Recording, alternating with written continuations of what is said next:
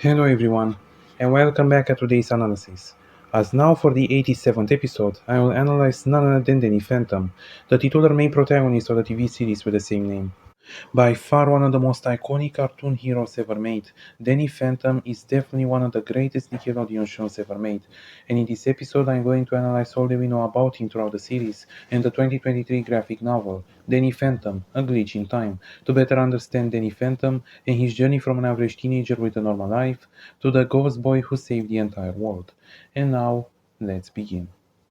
Daniel Fenton was born in Amity Park, Wisconsin, on June 14, 1990, to his parents, Jack and Eddie Fenton. And growing up, he had a pretty normal and good life, growing up with his older sister Jess and his best friend Sam and Tucker.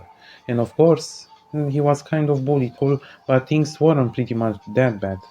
But eventually, by 2004, his entire life has changed forever, as he sadly became part of an experiment gone wrong in his parents' lab, and thus he became the infamous superhero known as Danny Phantom, a human ghost hybrid who uses his powers to defeat evil ghosts and other spirits and to protect the world from danger.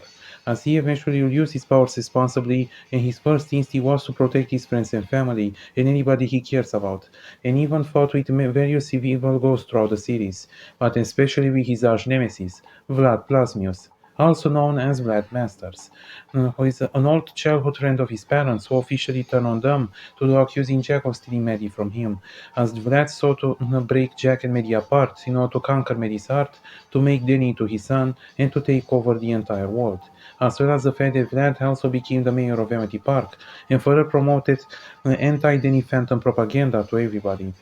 But of course, Vlad wasn't the most powerful or most evil ghost out there, as there were other various threats that he had to face, much more bigger than Vlad, such as Pariah Dark, the Ghost King, his evil future self, Dardeni, or even the infamous Ghost Hunter Freak Show. But of course, the ultimate challenge came in the series finale, when an evil gigantic asteroid threatened to destroy the entire Earth and the Ghost Zone in the process, and so Danny had to team up with his former enemies in order to save the world. And now, before I go any further, we all should stop and ask ourselves. And I know you are all tired to hear the same question again, but it's necessary for us to ask, is Danny good? And the reason why I'm asking this is so it's undeniable that he's the hero of the story, and the very person that the show is named after. It should be noted that at first, at least, he was kind of immature, childish, and pretty much arrogant and selfish to certain degrees, as he mostly took everything for granted, his friends, his family, even his powers. However, as the series went on, Danny learned to appreciate what he had and to officially strive to become the best version of himself, as well as the fact that his evil future self Dardeni further reinforced that given the fact that he comes from a timeline where Danny has lost everything, thus promising himself to never become like that monster, as well as the fact that Danny always cares about others and has a natural empathy inside him, and he is nothing short of an really pure good person who strives to protect all the people across him, no matter what. And the answer is ultimately yes. Danny is good, and eventually he succeeded in saving the Earth and the Ghost Zone from the disasteroid, and he was recognized worldwide as an international hero, and thus the anti-ghost paranoia has officially come to an end.